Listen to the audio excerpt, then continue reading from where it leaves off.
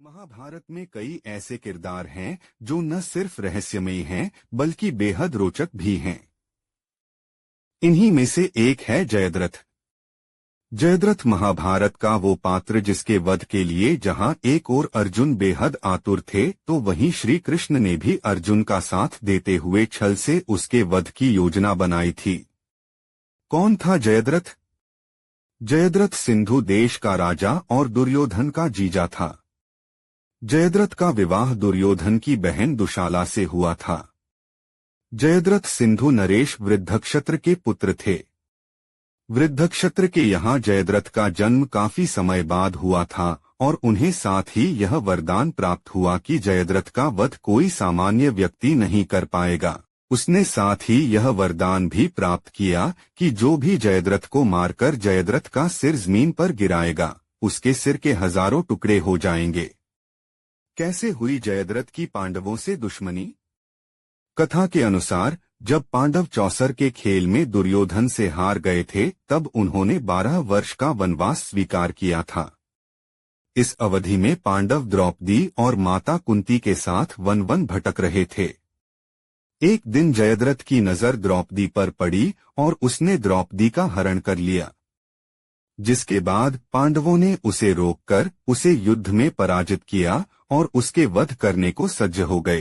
तब अर्जुन ने भीम को याद दिलाया कि जयद्रथ दुशाला का पति है और बहन के पति का वध नहीं किया जा सकता है। तब भीम ने गुस्से में जयद्रथ का मुंडन कर उसके सिर पर 5 चोटी छोड़ दी।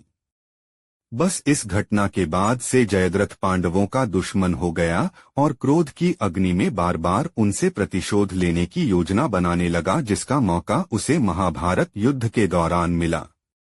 क्या थी अर्जुन की प्रतिज्ञा?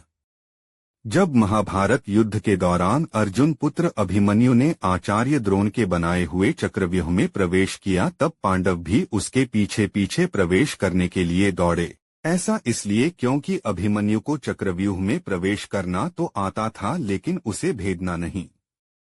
ऐसे में जब अर्जुन ने अपने पुत्र के साथ चक्रव्यूह में प्रवेश करने का प्रयास किया तब जयद्रथ ने अर्जुन का रास्ता रोक दिया। जिस द्वार को अभिमन्यु खोलेगा बाकी के पांडव उसे बंद नहीं होने देंगे, पर जयद्रथ ने पांडवों को द्वार पर ही रोक लिया। ऐसा सिर्फ इसी कारण संभव हुआ क्योंकि उसे महादेव से ये वरदान प्राप्त था कि एक दिन के लिए अर्जुन के अतिरिक्त उसे कोई पांडव परास्त नहीं कर पाएगा। अर्जुन को युद्ध के बहाने से जयद्रथ किसी अलग स्थान पर ले गया और जब तक अर्जुन जयद्रथ को परास्त कर युद्ध भूमि में पुनः लौटते तब तक अभिमन्यु का कौरवों के हाथों वध हो चुका था। इसी कारण से अर्जुन ने जयद्रथ को अभिमन्यु के वध का मुख्य कारण मानते हुए उसके वध की प्रतिज्ञा ली। प्रतिज्ञा के अनुसार या तो सूर्य ढलने से पहले अर्जुन उसका वध कर देंगे या फिर वो अग्नि में प्रवेश कर आत्मदाह करेंगे। जयद्रथ के सुरक्षा के लिए कौरव सेनापति द्रोण ने अत्यंत कठिन व्यूह का निर्माण किया, जिसके कारण अर्जुन का जयद्रथ का वध करना कठिन हो पड़ा। तब श्री कृष्ण ने अपनी माया से एक नकली सूर्यास्त करवा जिसे जयद्रथ भ्रमित हो गया और उषाहा के कारण व्यूह से बाहर आ गया। तब अर्जुन ने बाण चलाकर जयद्रथ का शिर धड़ से अलग कर दिया और लगातार बाण चलाकर उसके शिर को उसके पिता के गोद में फेंक दिया, जिसे वरदान के कारण उसके पिता के शिर के हजारों टुकड़े हो गए। लाइक, सब्सक्राइब और आगे शेयर करें। मिलते हैं अगली वीडियो में। धन्यवाद।